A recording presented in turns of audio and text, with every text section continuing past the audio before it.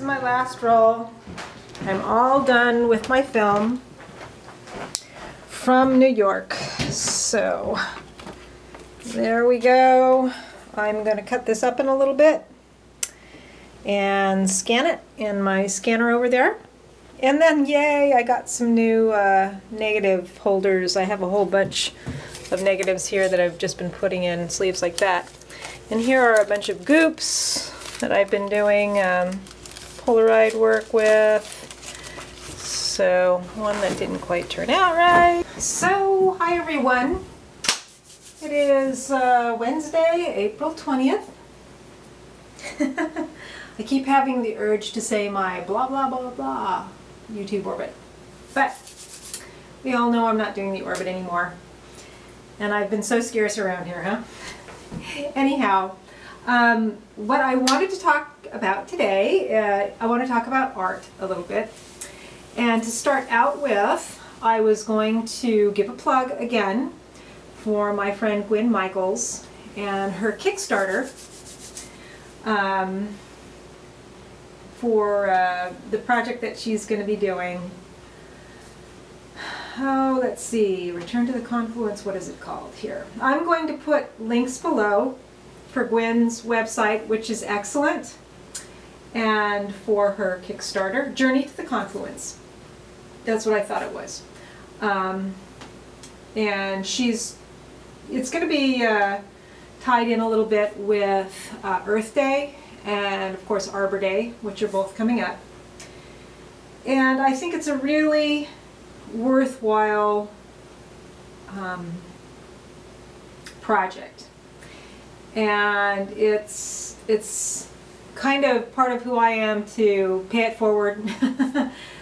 And so I did pledge, and I'm encouraging everybody to take a look at it, and if the project resonates with you, then pledge something. I mean, you don't even have to pledge a lot. You can pledge as little as $1. You know, if enough people pledge $1, she's gonna make what she needs. And in addition, those people who pledge like $10 or more will get either a copy of the ebook, a credit for the project, a limited edition print. You know, it's you get a little something for it, but you also kind of have the knowledge that you've taken part in something very cool. And I would also like to say that if you do pledge and she meets her goal, which she has 26 days to go, and she's got quite a lot yet to reach her goal. But if you pledge and she reaches her goal, because you don't actually pay the pledge, you do it through Amazon until the person reaches their goal, so it won't be for about a month. But if you do and she reaches her goal, I will offer to anyone who pledges to her, and when she gets through, if she gets the amount raised that she wants, I will offer a print, a little 8x8 print. I will get a collection together of what you could choose from, but a print or a cloth Mudra cyanotype. So that sweetens the pot a little, and if you like what she's doing, and I know a lot of you are very earth-based people and environmentally aware, and you're artists, so I really do encourage you to consider taking part in this, because I think it's really, really important for us to help each other, particularly here in the United States. First of all, you know, the arts haven't been well supported for a while, and it's particularly difficult now for everyone because of the economy. But if enough of us work together, a lot of us can reach our goals. So that's what it stands. So I'm going to put Gwen's Kickstarter information below, her website, and also I wanted to talk about another website called Scouty Girl. And Scouty Girl, I will read you how they describe themselves because they do it much better than I would. Okay. ScoutyGirl.com. Scouty Girl is a daily zine with the aim of getting you thinking about your creative life and the changing world around you. Here you can connect, converse, and commune with other extraordinary creative women and men. Get inspired, get informed. So, Scouty Girl, where passionate creatives connect, converse, and commune. I actually haven't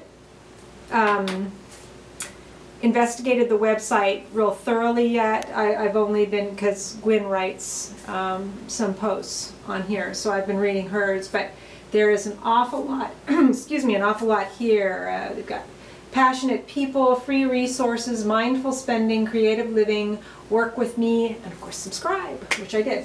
So there we go. We've got Gwen stuff, we've got Scouty Girl, and now I will talk about me. Actually, I've been thinking a lot about my own artwork lately, since I've been on my kind of healing path and feeling some energy movement there. I've been able to focus a little bit better on my artwork, and of course I've gotten through all the New York images, which is good. I just have to scan those. Now it'll be printing and cyanotypes and all that. But something I had, the other day I was looking at another photographer's website. Oh, and I just want to interject here. I know that at least a couple of people that I know from the YTO are young photographers, so I also encourage you to go to Scouty Girl, to check out Gwen's site. I have more people you could check out if you want to check out different people, but it's really good to see what other people are doing. It's very inspiring. Not that you copy other people, but that you see that people sort of follow their intuition and really work hard and move themselves into this place of creating the kind of artwork that they want. So, all right, back to me. So I was thinking about my own artwork, and I was looking at another photographer's website, and I actually get kind of frustrated sometimes, because the way you usually see artwork displayed in shows, particularly solo shows, it is very cohesive. And a lot of times it's like the people have shot with an intention. And actually a lot of photographers and artists work that way. They have a theme within which they work, and they explore, and they really, really kind of get in it and knead it and see what they can get out of it. I have never worked that way.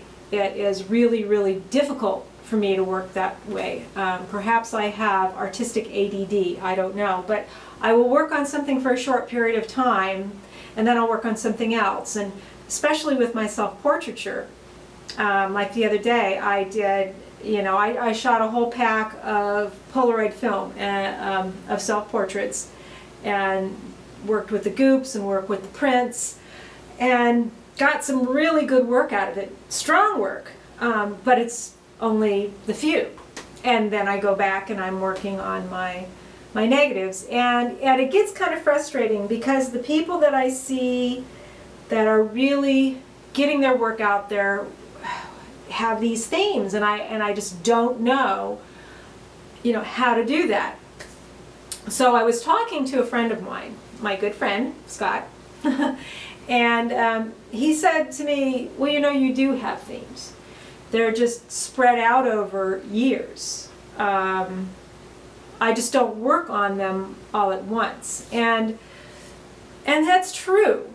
And there's two things going on here. The first is, for me to really be confident in my work, I believe I have to go about it in a way that is genuine and feels right for me, and isn't like this huge effort of, oh God, I gotta work on the dying flower theme for another 2 weeks before I'm satisfied with that. That isn't me. That might be another artist, but that isn't me. And that's okay. I always remember I was in a co-op gallery in Oakland a number of years ago. Gosh, I think it's like 5 years ago now.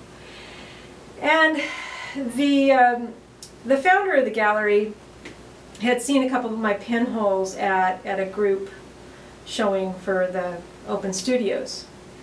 And he invited me to be part of this co-op gallery. And he really liked my work. And at that time, it wasn't even as, I think, as skilled as it is now. And not even as expressive as, I mean, there's a lot happened in the past 5 years. So, you know, and I complained about this, or I lamented it or something, this idea that, I was kind of like, apologetic. I don't really work in themes. I need to make myself work that way. And he said, why? I mean, who writes these rules that artists have to work like this and this? I think perhaps we get this way because of training, because of schooling, and maybe because I am an outsider artist, however you say it. I've come to it from a different place. And he basically said, who says you have to be that way? So, like so much else I'm trying to embrace at this point in my life,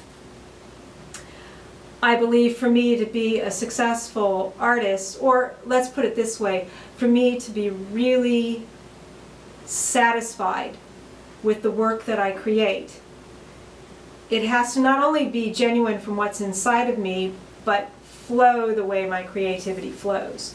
So, so that was really good to hear. So my job right now is going to be to go through, probably thousands of images to whittle them down into themes. And it's not like I haven't thought about this before. It's just that I haven't felt compelled to really work on it this way. And because of people like Gwen, who I find really inspiring, because she has just found this niche now that she fits in so well, I feel like I really want to make that effort. It's really important to me. I am not real familiar with the established art world and collectors and things like that. I am friends with people who are making their way through that, and so I kind of look to them for inspiration and maybe a little bit of guidance, because it takes a long time. It takes a long time for me personally with everything that I am traversing in this point in my life. But it's very exciting, and I'm very happy about it. And yeah, it's all good.